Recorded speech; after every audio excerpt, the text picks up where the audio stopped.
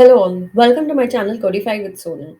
So today I'm really excited to announce with you that I am launching a AWS Developer Associate course. So this is a very introductory video of the course. So if you see this slide, this is a very talkative slide in itself.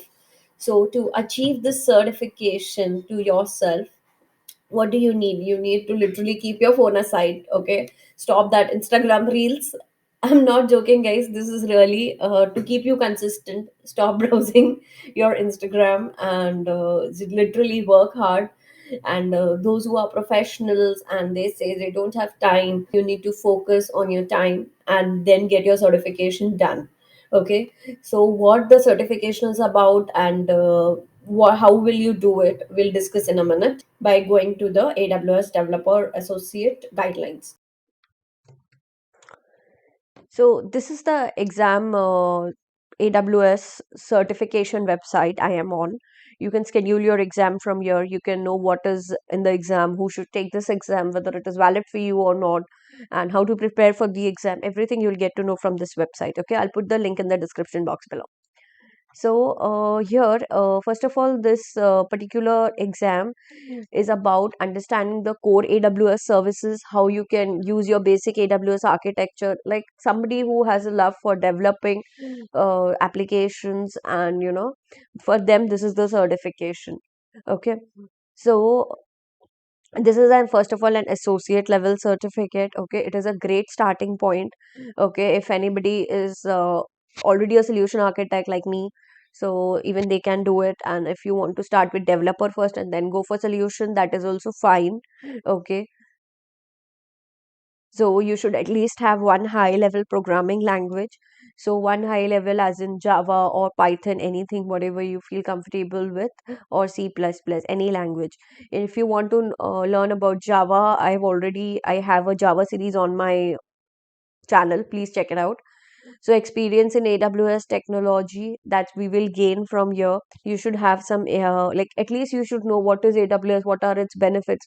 So for that you can give your cloud practitioner or else learn a very basic cloud essentials course which is readily available in any of the learning websites.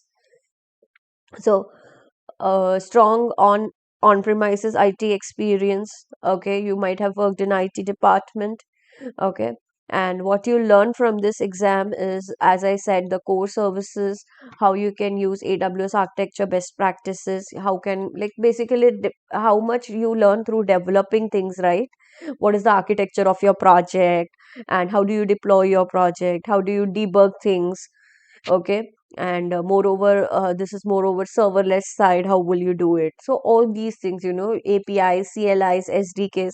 So this all my who are programmers or who are developers, they might be knowing this. So okay, and those who do not know, will be covering each and everything in the course ahead. Okay, so ability to apply a basic understanding of cloud native applications, what that this all these points you will learn, okay, slowly and steadily. Okay, just don't focus on certification earning. I've always told in my previous videos also that take knowledge. Just don't think that okay, fine, I'll just grab this certificate, I'll get a good job. It's not like that. In job also, you need to prove yourself through the interview. You cannot tell them that I have the certification, give me the job. It's not going to happen. So it acts as a catalyst, I would say, in getting a job, but you need to it's not like you have given the exam, you got cleared, and you forget whatever it is. Okay, so keep updating yourself. Anybody who has done certification, keep reading blogs, or if someone is wants to go ahead, even write vlogs or create videos. Keep yourself updated, guys, because IT industry or nowadays any industry, without updation you are nothing. So what does it take to earn this certification? It is a combination of two question formats, multi-choice and multi-response. Okay. Exam guide. This is the exam guide available. Okay. Where they give you everything, all the details, what you need. The same thing what we read just now. Recommended AWS knowledge, everything. Don't worry, we'll cover all of these. Okay. And how is the exam content? Multiple choice, multiple response. And there are 65 questions. 50 questions will affect your score. 15 unscored questions are there. Okay, and exam results like 100 to 1000, minimum passing score is 720, the same what it is in solution architect. Okay, so there are 5 sections: deployment, security, development with AWS services, refactoring, monitoring, and troubleshooting. Okay, so these are the percentages of the knowledge you need to clear this exam for these particular questions. So this is 100%. So out of that, at least you need to have 72% to pass this exam. Okay, and these are all the details, like what all you should know in the particular domains. Okay, you can go through this link also I'll be putting in the description box. We'll be covering this one by one in our upcoming sessions. I'll try to put a uh, 2 videos in a week, so that I do not want to compromise with the quality, so I do not promise for 3, but yeah, definitely I'll try to put up 2 videos a week okay. So you can check the sample questions, okay, available from the original website. So this is the exam guide what I showed you. Sample questions are available.